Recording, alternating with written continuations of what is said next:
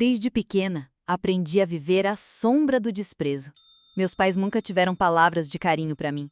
Em vez disso, eram críticas constantes, olhares de reprovação e comparações cruéis com minha irmã mais velha, sempre impecável, sempre perfeita. Eu, por outro lado, parecia destinada a ser um erro ambulante, um projeto de fracasso desde o nascimento. No colégio, enquanto outras crianças recebiam elogios por pequenas conquistas, eu a ouvia: "Por que você não consegue ser como sua irmã?" Essas palavras não eram apenas ditas uma vez, elas ecoavam todos os dias, em todos os momentos. Em casa, nas festas de família, até nos olhares de vizinhos e familiares distantes. Minha mãe nunca perdeu uma oportunidade de humilhar. "Olha para sua irmã, ela é brilhante, e você? Nada, nada mesmo." Com o tempo, aprendi a me esconder. Escondia minhas lágrimas, minhas inseguranças e minhas pequenas vitórias porque, se alguém as descobrisse, provavelmente seria alvo de críticas.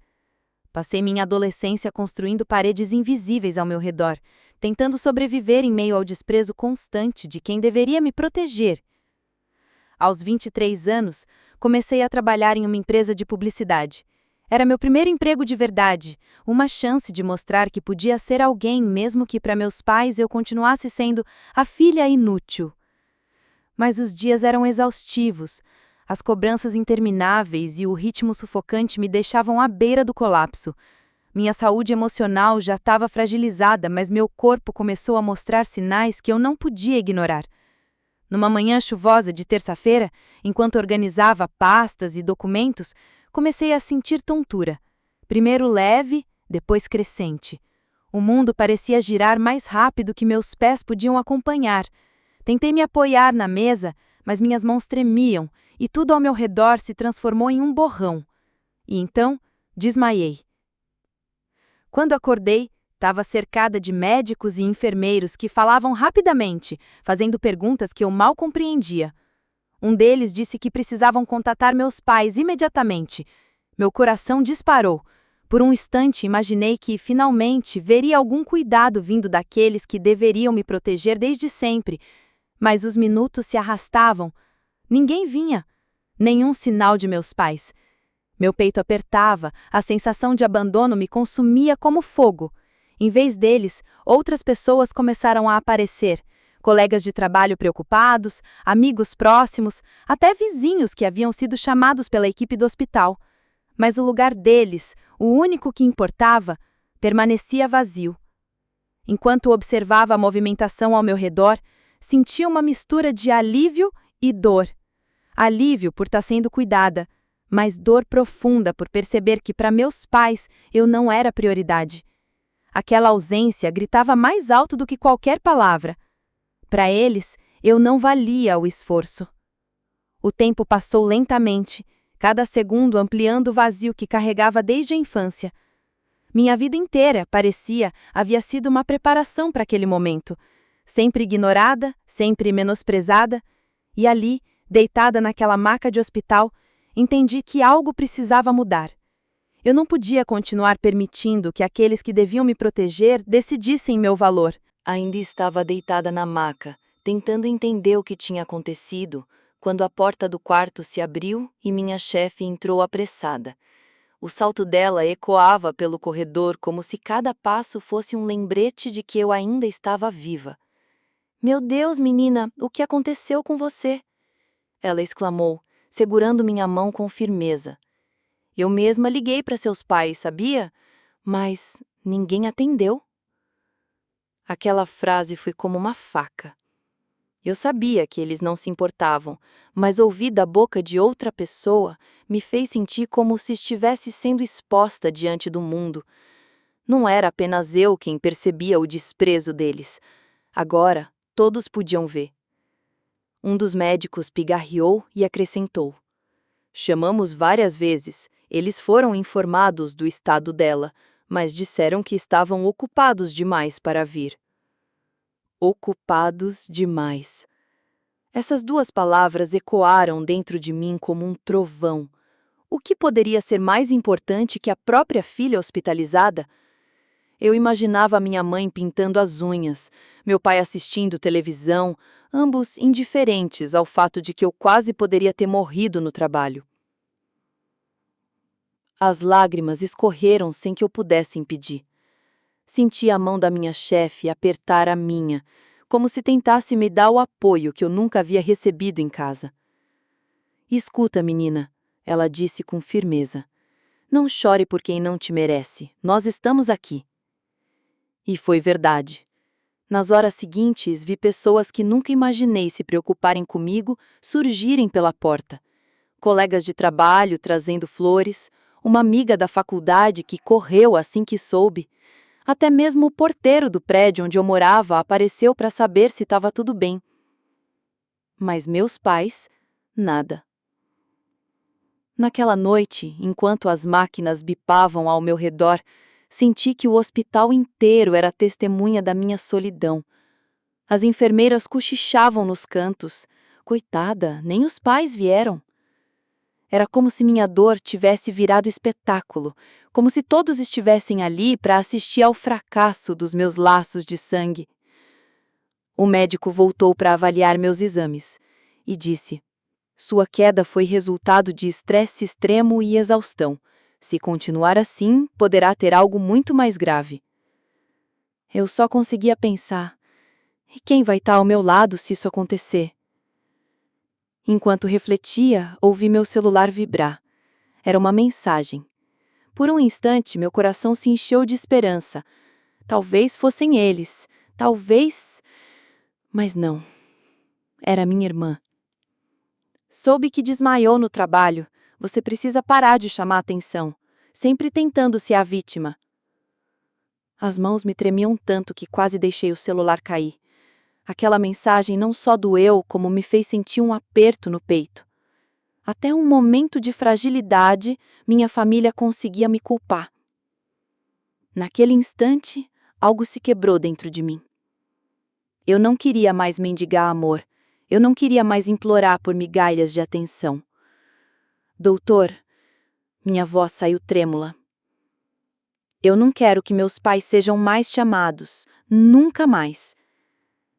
Ele me olhou com seriedade, como se entendesse a profundidade daquela decisão.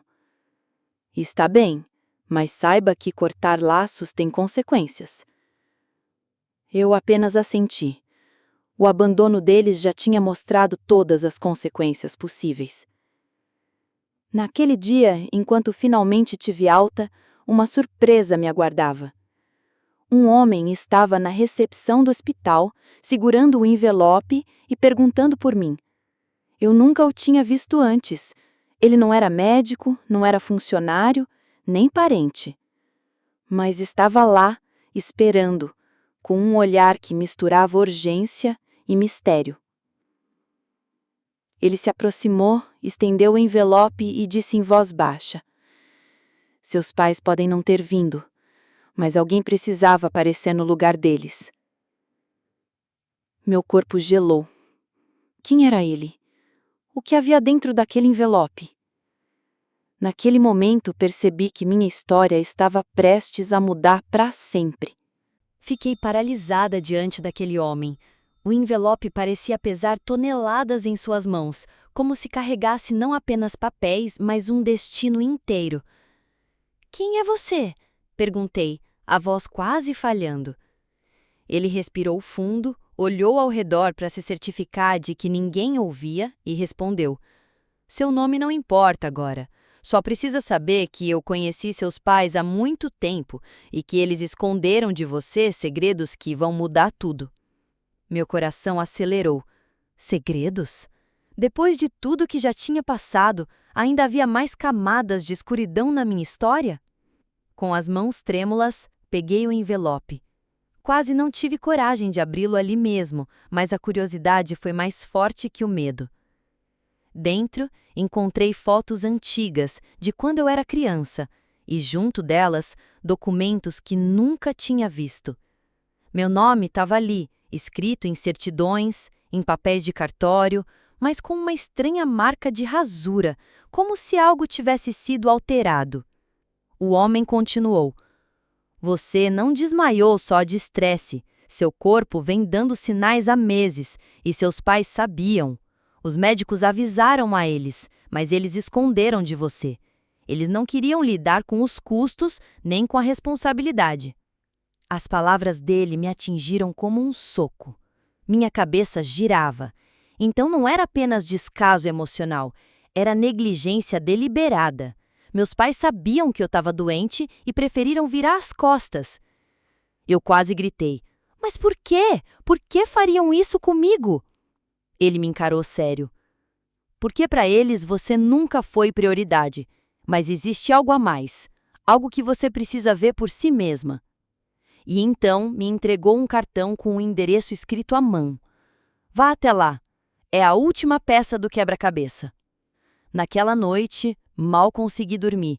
O envelope repousava ao meu lado, como uma ferida aberta. Decidi que precisava de respostas. No dia seguinte, segui o endereço. Era uma casa antiga, afastada, com as janelas cobertas por cortinas pesadas. Bati a porta com o coração martelando no peito. Uma mulher abriu. Seus olhos marejados se fixaram em mim como se já me conhecessem. Ela levou a mão à boca e murmurou: Finalmente! Você cresceu tanto! Confusa, perguntei quem ela era. A resposta me congelou. Sou sua tia, a irmã que sua mãe nunca quis que você conhecesse. Meu corpo inteiro tremeu. Nunca em toda a minha vida me disseram que eu tinha uma tia.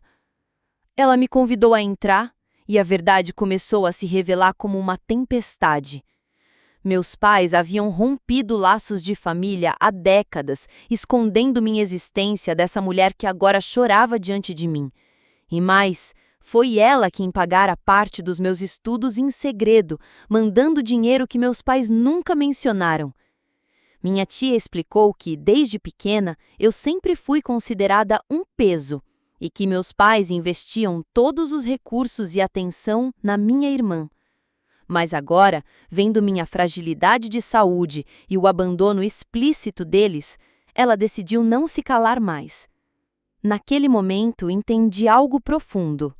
Família de sangue não significa amor. Quem deveria ter estado ao meu lado não esteve. E quem teoricamente era uma estranha, apareceu no momento mais sombrio para me revelar a verdade. Voltei para casa com lágrimas nos olhos e uma força nova no coração. Pela primeira vez, senti que não precisava mais implorar pelo amor dos meus pais. Eu tinha descoberto a minha própria voz. E com ela, a coragem de reescrever minha história. Olhei para o envelope uma última vez. Ele não era apenas um amontoado de papéis. Era a prova de que eu não estava louca por sentir o que sempre senti. O abandono não era imaginação, era realidade, fria e cruel. Respirei fundo e, pela primeira vez em anos, sorri. Se meus pais não vieram quando precisei, alguém veio. E isso bastava para eu entender que eu não estava sozinha.